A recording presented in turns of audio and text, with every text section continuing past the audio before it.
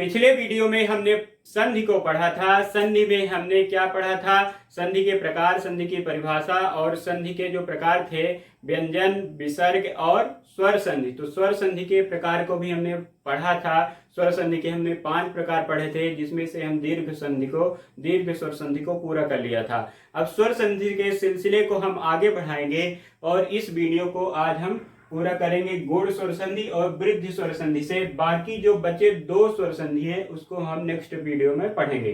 तो आप आइए, स्वागत है आप सबका। नमस्ते गुरुजी क्लासेस रीवा में आप सबका स्वागत है। आप तो शायद मुझे जानने लगेंगे, यदि नहीं जानते हैं तो जान लीजिए, मैं शिवेन पांडे आपका दोस्त हूं, आपका भाई हूं।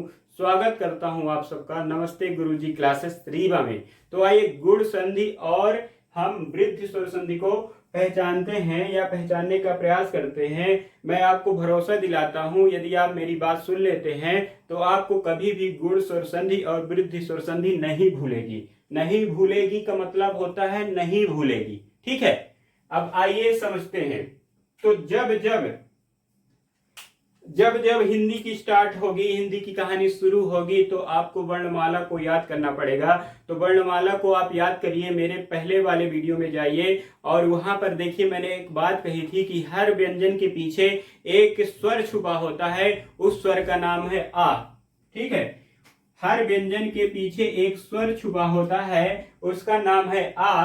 अब यह आ छोटा भी हो सकता है और बड़ा भी हो सकता है। यह आ छोटा भी हो सकता है और बड़ा भी हो सकता है। तो जब जब दुनिया छोटा आ या बड़ा आ के साथ किसको शामिल करेगी? जब जब दुनिया छोटा आ और बड़ा आ के साथ छोटी ई या बड़ी ई को शामिल करेगी, तब तब हमेशा ए बन जाएगा। क्या कहा मैंने? जब जब छोटा आ और बड़ा आ के साथ दुनिया छोटी ई या तो बड़ी ई को मिलाने की कोशिश करेगी तो ए बनेगा। ए बनेगा मतलब इसकी जो मात्रा होती है ऐसे लिखी जाती है। बचपन के दिनों को याद करिए और बचपन के दुनिया को याद करके थोड़ा सा पागल बन जाइए, तो आपको वर्णमाला भी समझ में आ जाएगी, आपको संधि भी समझ में आ जाएगी, आपको प्रत्यय और उपसर्ग भी समझ में आ जाएंगे, अन्यथा नहीं। और मैं आपकी जानकारी के लिए बता दूं कि संधि एक ऐसा टॉपिक है कि हर बार परीक्षा में आता है, तो 5 से 7 नंबर का आपकी एमपीएसआई में आ जाता है और 3 से 4 नंबर का आपके जेल पहरी में आ जाता है। एमपीएसआई में 70 नंबर की हिंदी आती है मेरे दोस्त, और जेल पहरी में 20 नंबर की हिंदी आती है। तो 70 नंबर की हिंदी में 5 से 7 नंबर लाना कठिन काम है, और वो भी कब सरल हो जाता है? जब आप संधि को पढ़ डालते हैं। और उसी तरह जेल पहरी में 3 से 4 नंबर आप ला सकते हैं 20 नंबर में से, केवल संधि को पढ़ के। तो आप जब जब दुनिया छोटा आ के साथ बड़ा आ को पुकारेगी या फिर छोटी ई या बड़ी ई को शामिल कर देगी, तो ए बन जाएगा। इसी को मैंने रखा है कि छोटा आ और बड़ा आ के साथ छोटी ई और बड़ी ई आती है तो ए बन जाता है। उसी तरह छोटा आ और बड़ा आ के साथ जब जब दुनिया किसको बुलाएगी? छोटा ऊ और बड़ा ऊ को, है ना। छोटा आ और बड़ा आ के साथ जब जब दुनिया ऊ और बड़ा ऊ को बुलाएगी, तब तब आपका ओ निकल कर आ जाएगा, क्योंकि इसको दुनिया पैदा कर देती है। तो छोटा और बड़ा के साथ छोटी ई और बड़ी ई आती है तो ए बनता है। छोटा और बड़ा के साथ छोटा ऊ और बड़ा ऊ आता है तो ओ बनता है। और छोटा या बड़ा आ के साथ जब ऋषि शामिल हो जाते हैं, ऋषि मुनि शामिल हो जाते हैं, तो सबका अर आ जाता है, ठीक है। अब शॉर्ट में ये समझ लीजिए कि जब जब छोटा आ या बड़ा आ के साथ, जब जब छोटा आ या बड़ा आ के साथ क्या क्या आएगा? छोटी ई आ जाए, बड़ी ई आ जाए, और छोटा ऊ आ जाए, बड़ा ऊ आ जाए, या फिर ऋषि आ जाए, तो हमेशा कौन बनेगा? हमेशा बनेगा ए ओ अर। तो आप एक कोड याद कर लीजिए, ए ओ और अर। इस 3 कोड वर्ड को आप याद कर डालिए तो आप आसानी से गुण स्वर संधि के उदाहरण को समझ जाएंगे। गुण स्वर संधि के उदाहरण को समझ लीजिए आप मेरे नाम से। तो मेरा नाम है शिवेंद्र पांडे, मैं रीवा जिले से हूं। तो शिवेंद्र में कौन सी संधि है आप बता डालिए। तो शिवेंद्र में कौन सी संधि है? गुण स्वर संधि है, क्योंकि शिव प्लस इंद्र, शिव प्लस इंद्र में कौन सी संधि है? आप देखिए, शिव वा एक क्या है? व्यंजन है, और वा के पीछे कौन छुपा है? आ छुपा है। तो आ के साथ ई आ गया, आ के साथ ई आ गया, मतलब आपका ए बन जाएगा।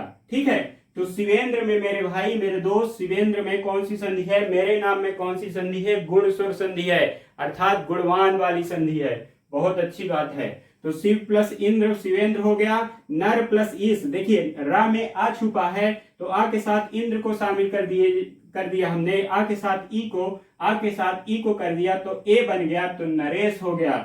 इसी तरह आ के साथ नर मतलब और बड़ी ई को शामिल कर दिया, आ के साथ बड़ी ई को शामिल कर दिया, तब भी आपका ए बन जाए। यानी छोटा आ और बड़ा आ के साथ चाहे तो आपकी छोटी ई शामिल हो जाए या तो बड़ी ई शामिल हो जाए, तो हमेशा यही बनेगा। इसकी भी कहानी इसी तरह है और इसकी भी कहानी इसी तरह है। मेरे भाई मेरे दोस्त, वीडियो पसंद आता है तो लाइक कर दो, शेयर कर दो, सब्सक्राइब कर दो। बैठे क्यों हो, पढ़ो ना, बोर क्यों हो रहे हो। ठीक है, सो मत जाओ। तो शिव प्लस इंद्र शिवेंद्र, नर प्लस इंद्र नरेंद्र, नर प्लस ईश नरेश, गण प्लस ईश गणेश, एक ही बात हो गई। अब चंद्र प्लस उदय चंद्रोदय हो जाता है। चंद्र मतलब आ छुपा है, उदय आ गया। चंद्र प्लस उदय मतलब छोटा आ ये बड़ा के साथ जब छोटा उ और बड़ा उ आएगा तो आपका चंद्रोदय बन जाएगा। उसी तरह महाधन उत्सव महोत्सव बन जाएगा। सूर्य धन ऊर्जा सूर्योदय बन जाएगी। देवधन ऋषि देवर्षि बन जाएगा। सप्तधन ऋषि सप्तर्षि बन जाएगा। महाधन ऋषि महर्षि बन जाएगा। ये अर वाले उदाहरण हैं। तो आपको सप्तर्षि देवर्षि महर्षि इस टाइप के जो क्वेश्चन है इसको रट डालिए, उदाहरण को बैठा डालिए। कई बार डायरेक्ट पूछ लेता है। जब मैंने पेपर दिया है तो गुण स्वर संधि हमेशा पूछ लेता है, तो हमेशा मेरा नाम याद रखिए कि शिवेंद्र जो है गुण स्वर संधि का उदाहरण है। अब इसी की कहानी यहाँ पर हमने पढ़ा है ए, और यहाँ पर हम वृद्धि स्वर संधि को पढ़े हैं।